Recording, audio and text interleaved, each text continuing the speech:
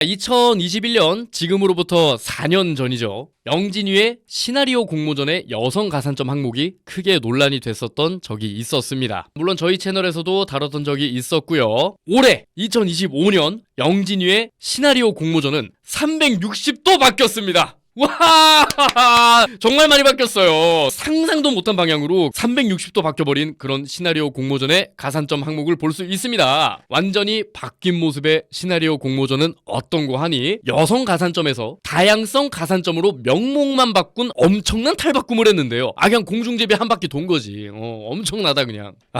이게 뒤에서 제가 말씀드리겠지만 여성, 장애인, LGBTQ 같은 소수자, 지역 등등 여러 가지 요소들을 가산점에 합산시킨다고 해요.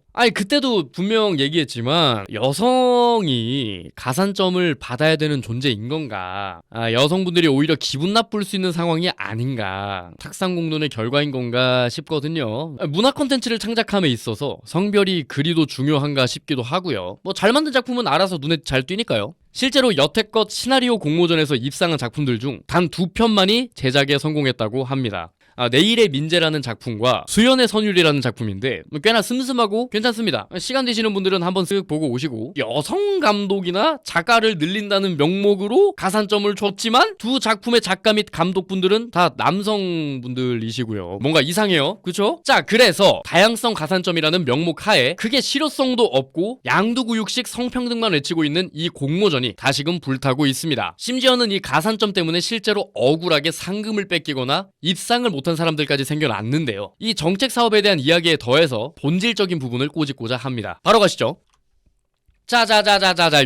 요겁니다. 제가 이제 요거를 좀 말씀을 드리고 싶은데, 국회 문화체육관광위원회 소속 김승수 국민의힘 의원이 영진위로부터 제출받은 자료를 공개했습니다. 자, 바로 이건데요. 제가 좀 설명을 좀 드리도록 하겠습니다. 자, 원순위. 요게 이제 다양성 가산점을 받지 않았을 때 순인 거죠. 여기 1등부터 이렇게 14등까지 이렇게 있고요. 이 총점이 가산점을 받지 않은 점수인 거고, 여기 보시면 이제 다양성 가산점이라고 해서 몇 점이 들어갔나 요렇게 볼 수 있습니다. 자, 그래서 다양성 가산점이 들어가고 난 다음에 순위가 어떻게 되냐라고 하니 1등은 그대로야. 요건 다행이야. 그런데 2등을 하셨던 신재민 작가님의 생가라는 작품은 5등이 됐어요. 1725만 원을 손해봤습니다. 자, 다음 김병준 작가님의 암행이라는 작품은 3등이거든요. 그럼 2천만 원을 받아야 되잖아요. 6등이 됩니다. 왜냐? 다양성 가산점을 1.33점밖에 신경 쓰지 않았고 1.17점밖에 신경 쓰지 않았기 때문이야. 1225만 원 손해봅니다. 자, 다음 윤선영 작가님의 독화 그림을 읽다라는 이 작품 같은 경우에도 7등이 됩니다. 총 725만 원의 손해를 보게 됩니다. 자, 그러면 이 1725만 원과 1225만 원과 725만 원은 어디로 갔을까? 자, 2등을 한 작품을 보도록 하죠. 2등 정경환 작가님의 선을 넘는 그녀 2천만 원 탔고요. 다양성 가산점 3.83점입니다. 원래 6등 했을 작품이 2등으로 올라갔어요. 다음은 박민희 작가님의 좋은 생각이 난다예요. 머릿속에서 막 좋은 생각이 마구마구 나는 그런 작품인 것 같은데 1,500만 원 탔습니다. 3등이 됐고요. 3.33점의 가산점을 받습니다. 원순위 8등입니다. 자, 그 다음에 이제 유래경 작가님의 문적이죠. 원래 5등입니다. 원래 5등으로 275만 원 받아야 되는데 다양성 가산점 2.5점을 통해서 4등으로 올라갑니다. 1,000만 원 탑니다. 자, 이게 과연 평등이라고 얘기를 할 수 있는 걸까? 이게 무슨 가산점일까? 6등 됐던 사람이 2등이 된 게 정말 평등인 걸까?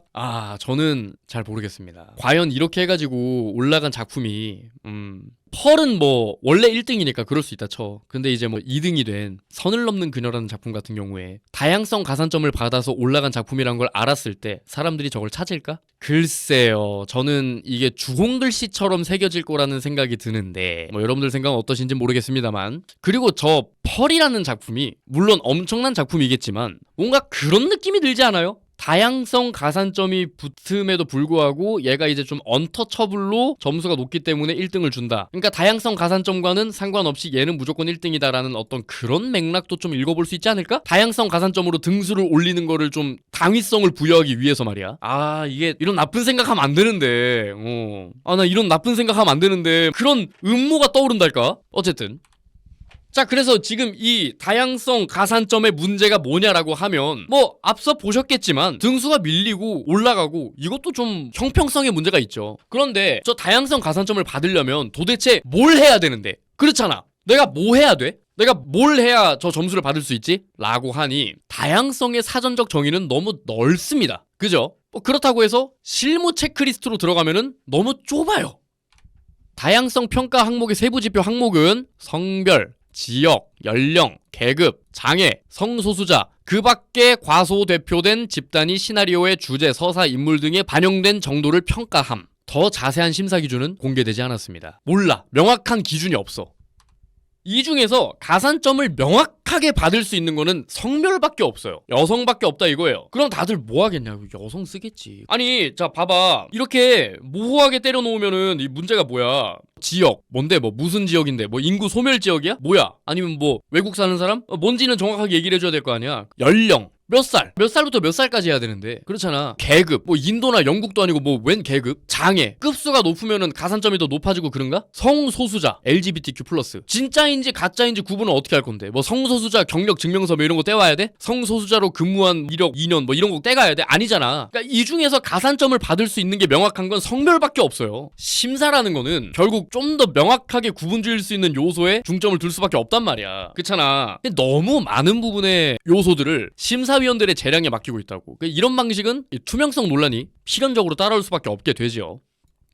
참고로 요거 같은 경우에는 일반적인 정부 지원 사업의 평가 지표입니다. 구체적인 심사 기준을 공개하죠. 봐봐. 명확하잖아. 이거 갖고 온나? 전문성 확보 여부 있나 갖고 온나? 실적 갖고 온나? 기대 정도 갖고 온나? 질적 완성도 갖고 온나? 부합한지 여부 갖고 온나? 깔끔하잖아. 이거거든. 원래 이래야 되거든. 아휴, 한숨밖에 안 나오네, 씨발. 공모전이라는 거는 창작물 생산이라는 특성상 획일화 방지를 위해서 이런 내용을 공개하지 않는다고 해요. 뭐 공모전은 그게 맞는데 이쯤 되면 있잖아. 공모전 형태를 유지하는 이유가 구체적인 심사 기준을 공개하기 싫어서가 아닐까? 라는 나쁜 생각까지 할 수밖에 없단 말이야. 그잖아. 근데 심지어 이 신진 제작사 인큐베이팅 기업개발 지원 사업 요강 여기는요 또 이것도 안 바꿔놨어. 이거 그대로야. 여성 가산점을 명목조차 바꾸지 않고 그냥 이렇게 진행하고 있다니까. 왜? 사람들 눈에 안 띄잖아. 심지어 이거는 공모전도 아니에요. 지원 사업인데 공개된 심사 기준이 이게 끝입니다. 지원 자격에 관한 내용은 거의 막 한 장 반 분량 정도 할애했으면서 심사 기준은 이렇게 딸랑 표 하나 끝. 자, 그리고 두 번째 문제라고 하면 당연하게도 저도 그렇고 이 영상을 보시는 분들도 마찬가지겠지만 공감대가 형성이 전혀 되어 있지 않아요. 사회적 합의가 없는 상태에서 만들어진 여성 다양성 가산점이잖아요. 그럼 이제 우리는 그런 생각이 드는 거야. 여성 다양성 영화의 필요성이 왜 있는데? 왜 필요한데? 맞잖아. 그럼 왜 필요한지에 대한 어필이 필요할 거 아니야. 물론 뭐 다양한 시점으로 이렇게 볼 수 있는 뭐 그런 다양한 영화들이 나왔을 때 뭐 좋지 않을까요? 뭐 이런 얘기라도 해줬으면. 근데 어필 과정을 아예 스킵해버렸죠. 그리고 이게 만약에 생존권과 직결되는 부분이라면 얘기가 좀 달라지겠지. 이건 그게 아니지 않아? 이게 어떻게 한국 영화 발전에 도움이 되고 이게 어떻게 생존권과 직결이 되는 부분이지? 아니잖아. 사회 문제에 대한 인식 개선을 통해서 사회 구조를 개선하는 것이 궁극적인 목표이겠습니다만 공감대 형성 하나도 없이 그냥 억지로 밀고 나가다 보니까 인식 개선은커녕 적대적인 감정만 부추기는 상황으로 가고 있어요. 자, 그래서 영진이는 지금 이 가산점을 왜 도입을 했냐라고 하니 한국 영화계의 남녀 성비 불균형을 사회 문제로 간주하고 있기 때문이에요. 영화 각본가의 남녀 성비가 여성 각본가가 34.7%고 남성이 65.3%래요. 기울어져 있다 이거죠. 경력 방송작가 1359명 중에서 1326명이 여성입니다. 97.6%가 여성이에요. 방송작가들은 남성보다 여성이 압도적으로 높은데 이건 사회 문제가 아니야? 성비 불균형이 발생하면 무조건 사회 문제라고 들이대니까 이게 공감대가 똑바로 형성이 될 리가 없잖아요. 그리고 저 가장 최신 자료가 2019년인 이유는 굳이 설명을 안 해도 여러분들이 아시리라 생각이 듭니다. 이게 비슷한 분야라고 할지라도요, 세부적인 분야로 들어가면 비교적 여성이 더 잘하는 그런 분야가 있고 비교적 남성이 더 잘하는 경우가 있지요. 결국 뭐야, 다름을 인정해야 되는 거잖아. 그잖아. 다름을 인정해야 되는 거잖아. 저는 거기서부터 성평등이 온다고 생각을 하거든요. 근데 지금 그저 성비 불균형이 발생했기 때문에 5대5로 맞추자라는 그런 명목하에 지금 이런 가산점 들이밀고 있고요.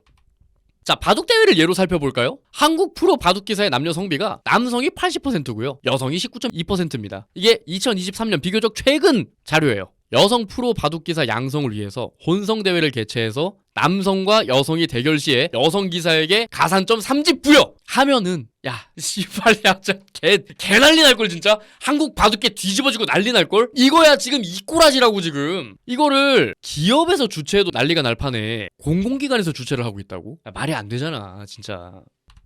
자, 외국의 경우는 어떻게 하고 있나 좀 보도록 하겠습니다. 현재 아르헨티나, 멕시코, 홍콩, 캐나다, 스페인 등에서도 비슷한 공모전을 진행하고 있어요. 그런데 여기서 우리나라와의 차이는 크게 두 가지로 나뉩니다. 첫 번째는 등수를 매기지 않고 당선작 모두에게 동일한 금액을 지급합니다. 두 번째 방식은요, 등수는 매기되 입상작 모두에게 동일한 금액을 지급합니다. 즉 절대평가를 통해서 잠재력 있는 작가의 성장을 돕는 것이 핵심이라는 걸 놓치지 않고 있음이 명확하지요. 여기에 뭐 여성 가산점 이런 거 중요하지 않은 거지요.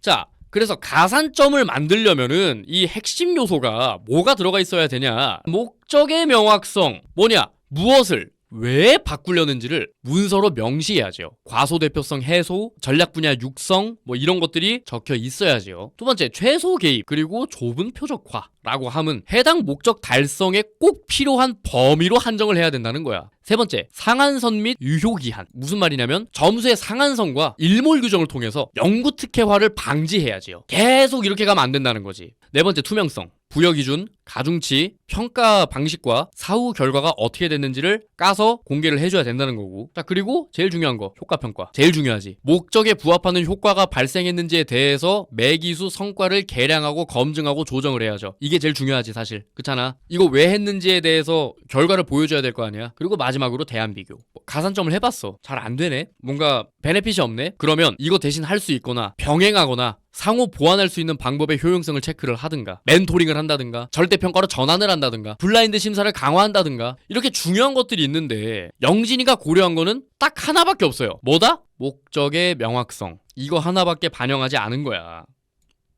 자, 그래서 가산점 설계가 잘못되었잖아요. 이로 인한 심각한 부작용이 뭘까라고 하니, 다양성 증대를 하고 싶은 취지와는 반대로 남성 역차별과 충돌이 일어납니다. 실제로 미끄러져서 1725만원, 1225만원 덜 타가신 분들이 계시죠. 뺏긴 거지 사실상. 자, 계속 이렇게 되면 현실은 어떻게 될까요? 아, 내가 가산점 못 받는 걸 감안하고 결과물로 극복해보자, 이겨내보자, 이게 아니죠. 아, 가산점을 최대한 받을 수 있는 방향으로 만들자, 저 꿀을 좀 빨아보자, 이렇게만 된다고. 그러면은 다양성을 증대하자고 만든 유인책이 오히려 다양성을 저해하는 결과를 초래하지 않을까? 너도 나도 LGBTQ, 너도 나도 여성 주인공, 다 그런 것만 나올 거 아니야. 영진이는요, 지금까지도 역차별 논란에 대해서 어떠한 해명도 하지 않고 있어요. 이렇게까지 논란이 지속적으로 이어지고 있는데도 굳이 억지로 밀고 가는 이유가 대체 뭔가 생각을 좀 해보니까요, 남성들의 기회를 빼앗아서 여성에게 제공하기 위해서라는 그 진실을 본인들 입으로 차마 얘기할 수 없어서인 건지 라는 그런 나쁜 생각을 하게 되었답니다. 사실 저게 팩트죠. 네, 단 하나의 팩트죠. 자, 그러면 이 논란을 해결하기 위해서 저희가 대안도 준비를 했습니다. 우리 영진이 형님들 좀 보고 반영 좀 해주세요. 자, 별도의 트랙으로 공모전을 진행을 합니다. 형님들, 공모전 자체를 별개로 나눠서 진행하면 되는 거 아닌가요? 이 농어촌 전형처럼 분리된 별도 트랙 그리고 예산으로 운영해서 가산점 목적을 살리면서 순위 왜곡은 방지를 하는 거죠. 그러면 가산점으로 인한 순위 왜곡이랑 소재의 획일화가 방지될 수 있잖아요. 그리고 자세한 심사 기준을 공개하는 거예요. 형님들, 이 다양성이라는 게 뭔지 이거에 대해서 정의를 해주시는 거죠. 스펙트럼을 구체화시켜 주심으로 인해서 심사위원들이 어떤 과도한 자의적인 해석을 방지하는 효과도 생기고요. 그리고 이 공모전이 뭘 하고 싶은 건지 명확하게 나오잖아요. 자, 그리고 마지막으로 배급, P&A, 리스크 완화 중심으로 변화하면 어떨까 싶어요. 잘 만들었구나. 오, 그래 장하다 라면서 돈만 지어주고 보내는 거는 뭐 세뱃돈 줍니까? 뭐 용돈 줘요? 이 지금 같은 진행 방식만으로는 안 될 것 같은 거예요. 실제 제작으로 이어질 수 있도록 사후 지원을 해주시라 이겁니다. 사실 이게 제일 문제거든요. 공무원들은 그 해 사업이 끝났다는 결제만 받으면 그냥 그걸로 다 끝난 걸로 생각을 한단 말이야. 이 개별 사업의 집행이 끝났으니까 수상자가 그 뒤로 어떻게 되든가 말든가 사실 알바노. 그잖아요. 아니면 뭐 세금 공제 혜택 등을 통해서 이 자본가들이 참여할 수 있는 명분과 환경을 좀 만들어주는 게 필요하다고 그렇게 보여집니다. 형님들, 공모전 하지 말라는 거 아니에요. 예, 단순히 공모전 하지 마세요 라고 하는 거는 대안으로서 아무 의미가 없어요. 왜냐, 여성 가산점에서 다양성 가산점으로 이름만 바꾼 것처럼 눈 가리고 아웅하실 거잖아요. 그러니까 공모전 하셔도 되는데 무지랭이인 제가 이렇게 좀 갖고 온 이 세 가지의 대안을 좀 이렇게 반영해 보시면 어떨까. 그럼 좀 더 가치 있는 공모전이 되지 않을까 라는 그런 러브레터를 보냅니다. 우리 영진이 형님들. 속이 답답해. 이렇게 영진이의 다양성 가산점이라는 개소리에 대해서 알아봤는데요. 누누이 말하지만 여성 가산점을 주기 위해서 LGBTQ 및 사회적 소수자들을 방패로 쓴 것밖에 안 된다니까. 도대체 어떻게 여성이 사회적 약자야. 생각을 해봐요. 가족끼리 밥 먹으러 식당 갔는데 주인이 세 번째 손님이라면서 무료로 드려요 해가지고 공짜로 먹었는데 나중에 알고 보니까 주인장이 불쌍한 기초수급자 가족들이 말도 더듬고 돈도 없어 보이는 주제에 밥 먹으러 왔길래 그냥 돈 안 받고 줬어요 라고 인터뷰하면서 공짜 음식 먹고 있는 가족 영상이 올라와 있다고 생각해봐. 이 시대에 훈훈한 마음을 가진 엄청난 선행을 한 식당 주인 이렇게 해가지고 올라와 있다고 생각해봐. 이게 감사한 거야? 이게 아름다운 선행이고 평등을 찾아주는 숭고한 행위고 그래? 당사자가 원하지 않는 도움은 당사자에게 피해를 줄 수 있다고요. 당장의 시나리오 공모전 입상작이라고 해서 영화 나오면 색안경부터 끼고 보겠지. 작품성이랑은 별개로 말이에요. 그러니까 정말 능력 있는 여성 작가가 이딴 가산점 없이도 1등할 수 있는 그런 여성 작가가 여성 가산점이라는 명목이 생김으로 인해서 본인의 가치가 폄훼될 수 있다고. 노력이 폄훼될 수 있다니까? 내 가치가 내려가는 거잖아. 물론 개꿀이네 꿀 빨아봐야지 하면서 그렇게 들어오는 그런 분들도 계시겠지. 근데 정말 이걸 위해서 열심히 노력하신 분들은 오히려 본인의 가치가 깎여 나간다니까? 더 싫다니까 그게? 우리가 내는 세금으로 영세한 영화 제작자 혹은 지망생들을 지원하는 이유는 제작 경험을 쌓을 기회를 주기 위함이라고요. 영화 산업 육성 차원에서 잠재력 있는 인재들에게 성장할 기회를 주는 거잖아요. 근데 지금의 영진이는 소수자를 대표하는 영화인 육성, 이게 최종 목표인 것 같아 보여요. 물론 소수자를 대표하는 영화인 육성이 사회적 가치가 있는 건 맞지만 이것 때문에 아마추어에게 프로로 성장할 기회를 제공한다라는 핵심 포인트를 뒷전으로 미루면 안 된다는 겁니다. 배보다 배꼽이 커졌잖아? 이것 때문에 프레임 씌워지고 꼬꾸라지는 영화들 없다고 장담할 수 있겠습니까? 현재 영진이는 정치인들이 경쟁에 이용할 만한 건덕지를 굳이 제공해서 논란에 불을 붙이고 있습니다. 정쟁에 이용하려는 정치인들이 다양성 가산점을 찬성하냐 반대하냐를 떠나서요. 인재 육성이라는 핵심 요소도 아니고 가산점이라는 부차적인 요소가 정쟁의 수단으로 쓰여지고 있다는 게 이 정책의 가장 큰 문제겠죠. 결국 이것 또한 갈라치기의 영역 아니야. 이런 작금의 상황에 대해서 영진이는 지들이 한 행동이 영화산업진흥이라는 취지에 맞는 것인지에 대한 심도 있는 고민이 좀 제발 필요할 것 같습니다. 정말 똑똑하고 배울 만큼 배우신 분들이 왜들 이러시나 모르겠다니까 진짜. 지금까지 김채우의 필름찍기의 김채우였고요. 다음 이 시간에도 더 흥미롭고 유익한 주제로 찾아뵙겠습니다.